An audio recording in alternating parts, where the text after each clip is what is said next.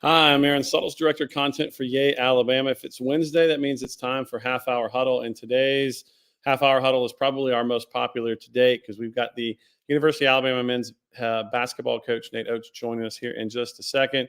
Obviously, Coach Oats is one of the most popular men in the state of Alabama. It's in the middle of his season, so we can't thank him enough for being gracious with his time for the members of Yay, Alabama who support the student athletes at Alabama. Before I get started, though, Alabama's got a tough slate coming up, as we all know.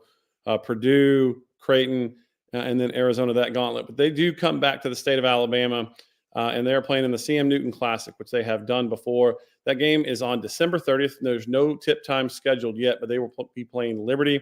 If you have any questions, you want tickets for that, go to cmnewtonclassic.com.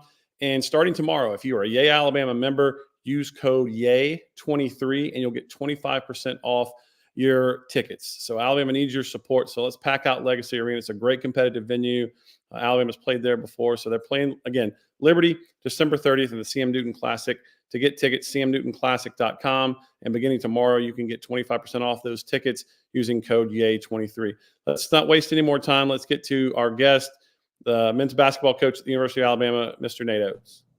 How you doing, Aaron? Appreciate your time. Thanks so much. Appreciate you having me on. Well, let's not waste any time. Like I said, you were probably our most popular guest today, and our inbox was filled with questions, so let's get them rolling. The first one coming to us from Nate, not you, another Nate. After being the number one seed last year for the NCAA tournament and sweeping the SEC 2 of the last 3 years, do you feel like Alabama basketball has a target on its back going into this season? Yeah, I do a little bit. You know, we've been pretty successful. We're the number one overall seed in the NCAA tournament, so we won a lot of games. There's some teams, programs in the SEC that have been pretty successful programs that have not won a SEC championship in 2 out of the last 3 years. That obviously they haven't won one at all in the last 3 years. So, they're going to want to kind of reestablish themselves a little bit, and we've got a lot of new guys. So I think people feel like they can get back at us a little bit, but I think we've got a really good team, a bunch of great guys. I think we can get it figured out. We've got to get our defense better, but I definitely feel like people are going to play their best basketball for us after what we've done here these last 3 years. Yeah, that's been a message of yours early in the season, is the defensive effort. And that's a sort of not even a game-to-game thing. It could be half to half. Is it an effort thing? Is it a talent and effort thing when you're talking about improving defense? What's your message to the team? I think it's more an effort thing, a focus. Is it a priority? There's some talent involved. Like, we don't have the rim protection, that we did with Charles. Charles isn't here anymore. Brandon Miller was super athletic on the wing at 6'9". We don't have ultra athletic 6'9" guard really to kind of cover mistakes. Noah Clowney was one of the best in the country at covering mistakes. Our guards maybe not necessarily aren't making way more mistakes than last year's guards. We don't have guys to cover for them as much. So we've got to be better. So there's some talent, but there's also how important is it? Like, if we want to be great, we got to be good on D. Like, how important is it for you to be great on defense too? That's right. Let's grab another question here. This one coming to us from Jay. What reflections or lessons learned did you take away from last year's NCAA tournament run? You know what? I mean, obviously we're disappointed in the loss to San Diego State. Brandon was injured, whatever reason, didn't play as well as he had, most of the rest of the year. I think you kind of maybe have to have, options B and C in the mix. The other thing is, like, one game tournament, you think about how many, you look at Purdue, there's, because I'm thinking of Purdue because we're playing them next, and I've looked at what they've done this year and last year, and they get bounced in the first round to a 16 seed. It's one game elimination tournament. Stuff like that happens every year, all the time. So, would we have liked to have made a Final Four, yeah, like we got to keep knocking on the door and get there. One of these years, I think we got the talent that we could make it happen this year, but you just got to keep knocking on the door, keep getting better, keep getting your program better, get your team better every year, and it's going to happen. I don't want to, change things drastically based on one game in the NCAA tournament. I don't think that's wise, but I do think we had a great year. Absolutely. Our defense kept us in that game. Our offense wasn't very good at all against San Diego State. Brandon struggled. We struggled as a team, but our defense kept us in it. We had a shot to win it. The one thing maybe that you looked at, we were really young. They were a lot older. We're a lot older this year. We went and got some more kids out of the portal than maybe what we had before. Grant Nelson, Aaron Estrada have been great for us. I think Mo Wagee's stepped in. He's still learning. He's getting better. And Latrell Reitzel's one of our toughest, best defensive guards. You think all four of those guys that, we're a little bit older, more experienced. That's what San Diego State was. We'll see if maybe that'll help us in the NCAA tournament. Yeah, that was a tough, experienced San Diego State team. Let's grab another question here. This one coming again to Jay. In hiring new assistants, what attributes and skills were you looking for in candidates? How did Coach Murphy and Coach Pannone display those traits? You know what? With all of them, I mean, I kind of had, certain guys were going to do certain things a little better and that. But with all of them, I wanted to make sure that they put the program above themselves. I didn't want anybody that was big self-promoter. I wanted guys that were team guys, got along well, were in it for the players, really here to just serve the players. I think got three guys that all understand that pretty well. I think they're all fairly ego-free, work hard, great people to be around, and that's what I wanted. Now, as far as like what each of them does individually, Preston's obviously a great recruiter, and he was brought in to recruit players, and he's done a great job. So far, he's doing a good job, but he can also coach basketball. He's in the gym with the guys. He's got great relationships with the guys. So, I didn't want anybody that was just a recruiter that can't coach. Like, everybody's got to be able to coach. And then, you kind of flip it to the other way. Coach Pannone, I really wanted a guy with some NBA experience that could help us coach the team at a high level. And I mean, he's one of the hardest working guys I've ever known in the business. And, he kind of really helps us coach, but he's also able to recruit. He was a lead recruiter on Grant. And I think guys that are basketball junkies, he does well with. And then Coach Claunch is kind of a little bit of a mix of both. He's been a college basketball coach. He's been a head coach. His team's won Southland 2 out of the last 3 years. It's not easy to do where he was at, coming from Nichols. So, he's got the connections. He's been recruiting. He's been a coach. He's kind of a good mix of both, and he's from the South, being from Houston, Texas. And what's really cool is that 3 years assistants not only lead but get head coaching jobs. And it was really, for those of us watching, it was really cool to see you have that moment with Brian before the game the other night, that those relationships still exist. Let's grab another question here. This one coming to us from Rick. With the new, why the new block versus charge rule, and why make a judgment call that much tougher? It's a good question. I think they, it seems like everything they're doing is built towards helping scoring. So this call definitely helps scoring. There's a lot more blocks, fewer charges. The NBA had already kind of gone that direction. Their rule reads a little different, but it's similar. You really got to make sure you establish yourself early before the guy's there to get the charge. Now, I'm actually for it because the way we play, we spread the floor out, drive the ball so much. Teams try to take a lot of charges on us. Well, now if they're not there set before our guy puts his last foot down, it's not a charge. It's supposed to be a block. So I think there's going to be more blocks, which will play into our hands a little bit more with just how we play. But yeah, I think they did it to help offense, to answer the question. Yeah. All right, next question up. This one coming to us from Kevin. What are some of the biggest challenges with having so much roster turnover? I think, one is I got to get to know the players better, to have a relationship with them. That's,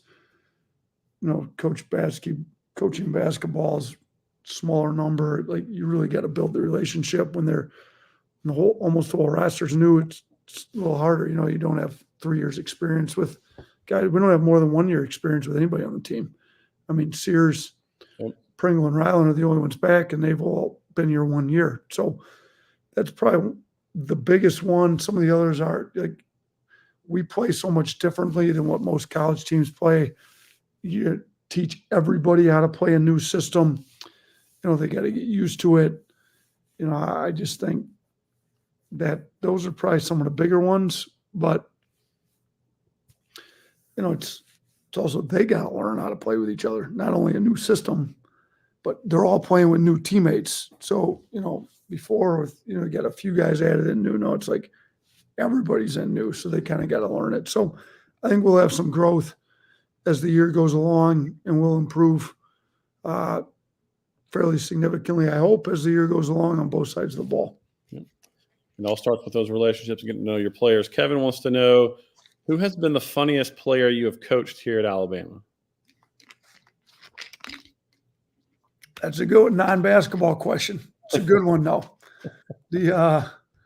Trying to think. You had the post-game stuff with Cottrell. He always had the corny jokes, but I don't know if that was really all that funny or not. Some of the guys that have been in the locker room, who's actually kind of low-key funny is Ryland Griffin. Now, I don't know if he tries to be funny all the time, but he makes some funny comments. He's a pretty funny kid. I'm trying to go back to our first couple of years and see who was kind of the fun-loving guy in the locker room those first few years.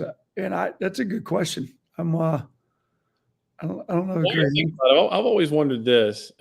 When you in those games where the situation presents itself and you got a decent sized lead, the student section always wants the walk-ons to come on. Have they ever actually influenced you putting the walk-on in the game? You know what? That's a good question. I definitely hear them sometimes. Maybe it reminds me they're sitting over there. Like they didn't do a very good job the last time I put them in. I told them that. Like they had about 3 minutes to get to 100 points, and they couldn't get it done. I was there. Yeah. So they 98, right? Yeah, they're really good guys. So I try to get them in as much as I can. I think we've got good walk-ons, good kids. Yeah. So all right, next question up, coming to us from Amy. How many Almond Joys got dumped in your lap after your Halloween video? None. So send them. If you got them just sitting because your kids didn't want them, go ahead and send them to the office. That's my kids, for whatever reason, they're getting a little bit older. They still have to. They're 11 and 14. They both went trick or treating, but they didn't have too many Almond Joys that night. So I think opportunity. I also think that was after we had a bad practice that day. We actually brought our guys back that night and did video. So I got them started trick or treating. I was out there for a little while, and then I had to head in before it was all done because we had video with our players that night. So yes, go ahead and send your Almond Joys to the office for me. All right, you heard the coach. All right, Amy also wants to know, what's the biggest struggle with the transfer portal and the way it currently operates? I mean, I didn't like the fact that there wasn't really an end date for graduates. Like Quinterly left us the end of June. Like, he's been a graduate. So I get that some kids maybe don't graduate till the end of the summer. So then it's like, at some point you need to, like, even in the NBA where it's free agency, there's a free agency window. Right. Like you go in, you go out, like there was like no window. So they've tried to clean that up a little bit. I think everything's kind of new. They're trying to clean stuff up like that a little bit. There needs to be, start date, end date. You're in the portal, you're not. So we know who we have back. Yep. Pretty quick. It'd be nice to know who your roster was before the summer started, and you can have everybody. We didn't know who our roster was till partway through the summer. So I think that was probably the biggest part. The sooner you could know who you have for the following year, the easier it would be to coach the team that way. Yeah, I think you ask any men's basketball coach, women's basketball coach, and even football, roster management has become a full-time job in college athletics. Next question up comes to us from Richard. Is the game against St. John's at Madison Square Garden, is that official? It's official between me and Coach Patino. I don't think it's actually official with the contract signed with the dates and all that. But I know Rick wants to play it. I want to play it. We're going to try to make it work. I'm pretty sure it's going to shoot. He's the one who put it out there already, I think. So we're, I talked to him the other week. So I'm pretty confident that'll get done, but I don't think it's officially official yet. And one thing that anybody's noticed about you is that you'll go play anybody anywhere. Where's that scheduling that you're sort of your philosophy with scheduling? Yeah, so it probably goes back to when I was a high school coach. When I was a high school coach, everybody made the state tournament. Now, you had to win 8 games to win the whole thing, but everybody makes it. So whether you're 20-0, 0-20, like you're in. So back then, you're not playing to get, here you got to make sure you schedule correctly to get in the NCAA tournament. But I think there's a point where the committees made it clear that they want good games, tough schedules.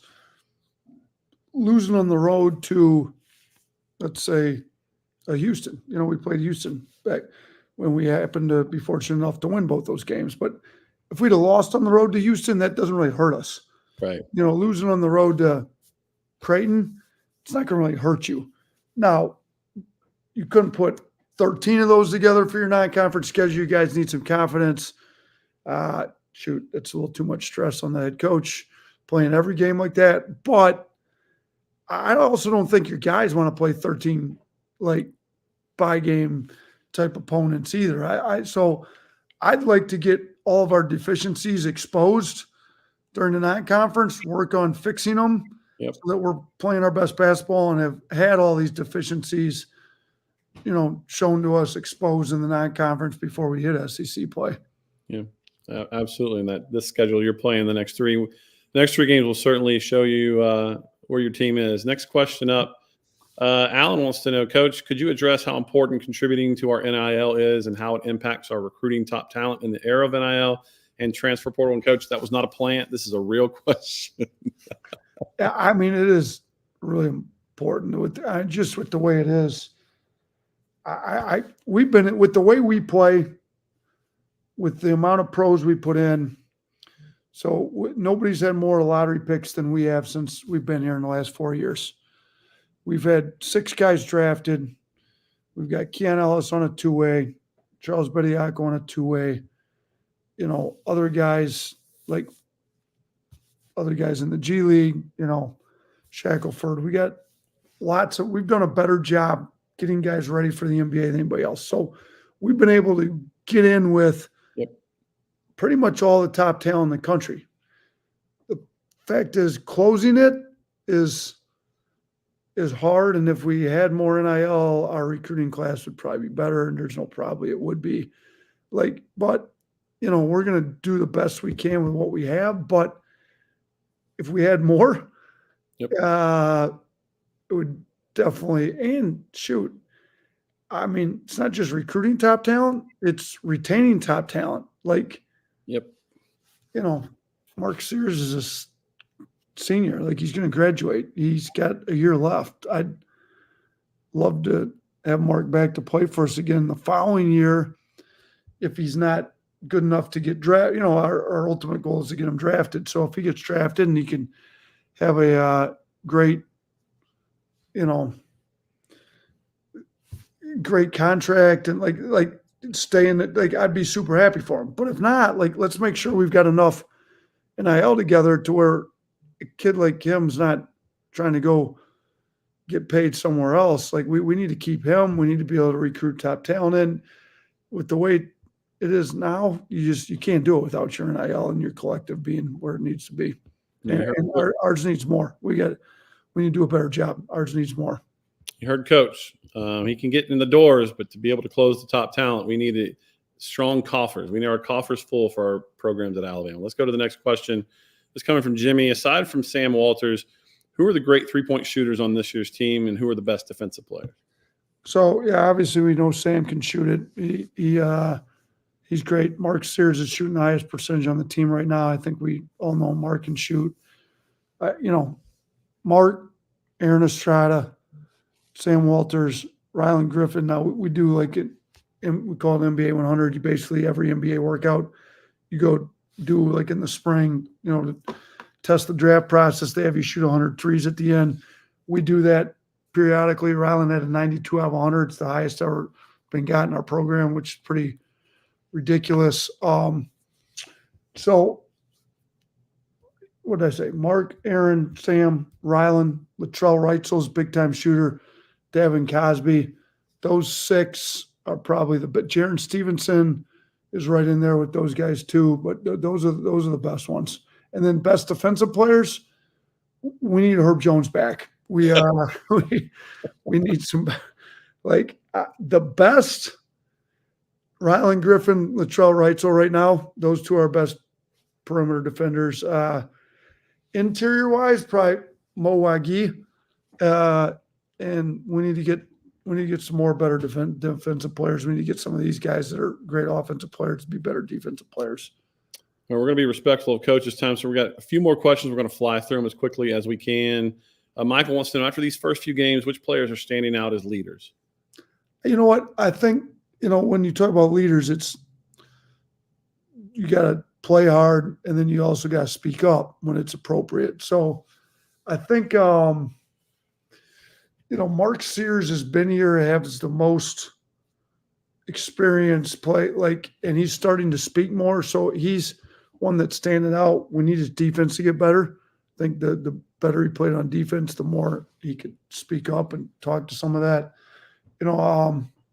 Aaron Estrada brings it every day. Great kid, plays hard. He's one of them. Ryland Griffin's starting to talk a lot more. So, those are probably 3, and they're all in your backcourt that are pretty good. So I'd probably say those 3. All right, next question. Austin, with this tough 3-game stretch, what specifically are you looking to see improved on the defensive end? You know what? Our rim protection got to be better. So, but that doesn't just come from Pringle and Wagi. My big thing's been no paint, no uncontested threes. So keep the ball at paint and make sure we challenge every 3. We were number 1 in the country last year in effective field goal percentage. We do that by not allowing rim shots or open threes. Run them off the line. Charles is at the rim, blocked everything at the rim. So guys would pull up. We'd challenge all the non-paint 2s. So no paint, no threes. And then our defensive rebounding's not where it needs to be. We got to box out to finish the possession. Those are probably the biggest ones. All right, next one. Kyle wants to know, what's the best game atmosphere you've seen at Coleman that you remember? And it's a good question. We've had some really good ones since I've been here. First one that comes to mind is probably that Auburn game, my first year when they were ranked real high and we upset them. The Houston game here was a big-time environment. The Baylor game here was a big-time environment. Every Auburn game's pretty good. The end of the Auburn game last year here when we were down 17 with about 7 minutes to go, that was outstanding. So if we could, bring that type of energy moving forward so we don't have national broadcasters calling out our arena, that would be great. No kidding. So you heard Coach. Get to you, Coleman, and be loud. One more question for Coach Nate Oats. And we thank him for his time. Ken wants to know, what are some of the key things you're working on to develop Jaron Stevenson? You know what? He's got to make more of the blue collar, cover your teammates' mistakes plays, kind of like Noah Clowney. Come over, block a shot at the rim, poke a ball loose, get a steal, a few more rebounds, just the blue collar stuff. He's a great kid, super coachable, wants to please the coaching staff. He's a really good kid. He's also, young. He's supposed to be a senior in high school. So we're challenging him, but we don't want to mess up his confidence too much. But that's, those are the main things. Just more blue collar plays, better on defense. Hunt more threes. He's a great shooter. We want him shooting even more threes. So, and then the more defensive rebounds he can get, when he pushes it up the floor, actually those possessions, our points per possession are actually really high. So, we're going to keep trying to develop that area of his game too. Coach, thanks so much for your time. Good luck on Saturday in Canada. Appreciate it. Thanks, Aaron. Appreciate you guys. Coach Nate Oats, University of Alabama men's basketball coach. The little thing I love about Coach Oats, you ask him a question, he's going to give you a good answer, and he's going to go into detail.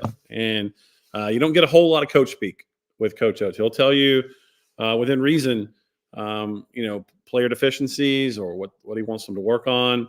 So we can't thank him enough for his time in season. I want to highlight that in season he took time out for our members of Yale, Alabama. And this is just one of the perks of being a member of Yale, Alabama. Besides the fulfillment that you get knowing that you're making a difference in your program. And you heard Coach Oates. We have to do a better job on NIL, and that starts with us at Yale, Alabama. We have got to do a better job of giving our programs the resources to help them stay competitive, to get the top talent in the country, not only as bringing them into campus for the first time, but keeping current talent on campus. So we're going to do that in programs like Half-Hour Huddle is some way that we can give you guys something back for your money. Hopefully you have seen the Hollier giveaways that we are in the midst of, and we're giving away a ton of great prizes and experiences, and those experiences for whether it be fan day, whether it be basketball practice, watching that we've got some stuff planned coming up in the future. Tell your friends about Yale, Alabama. I put this up on a message board last night, but Florida State's collective, their NIL entity, they got 900 new members over the weekend. So sometimes it does take a galvanizing event. I want the galvanizing event to be, how much did you enjoy football this year? Did it give you $216 worth of pleasure? And I understand that not everyone can afford $216. I completely understand and sensitive to that fact. But if you have discretionary income, did Alabama football this year provide you $216 worth of joy? If it did, you're already here. You're a member. But tell someone that. You get to sort of contribute to your own happiness and your own joy. And I know that football team brought a lot of people joy this past Saturday in Atlanta. I saw a lot of joy on the faces of them winning their 30th SEC title. So thanks again to Coach Oates. Heads to Canada to play Purdue on Saturday. Then they'll go to Creighton to play, and then they will go out to Arizona. So a very difficult 3-game stretch. And don't forget, December 30th, they will be back in the state of Alabama at the CM Newton Classic against Liberty. There has not been a tip time set for that yet, but we do have a benefit for our Yay Alabama members. If you want tickets, go to cmnewtonclassic.com, enter the code YAY23, no space, YAY23, and you will get 25% off your tickets. We want to pack out Legacy to give a great home court advantage for Alabama basketball, which has also brought you a lot of joy in 2 of the last 3 years doing the double championships in men's basketball. And as Coach said, you guys remember that 17-point comeback win over Auburn last year that clinched the regular season? A lot of joy in Coleman on that night. To keep those joyful moments coming across all our sports, tell your friends that we need your support at Yale, Alabama. Again, thanks to Coach Oates, and thank you guys for already being members and already doing your part and helping us out and helping the sports programs at the University of Alabama. Until next Wednesday, I'm Aaron Suttles for Yay, Alabama and Half-Hour Huddle.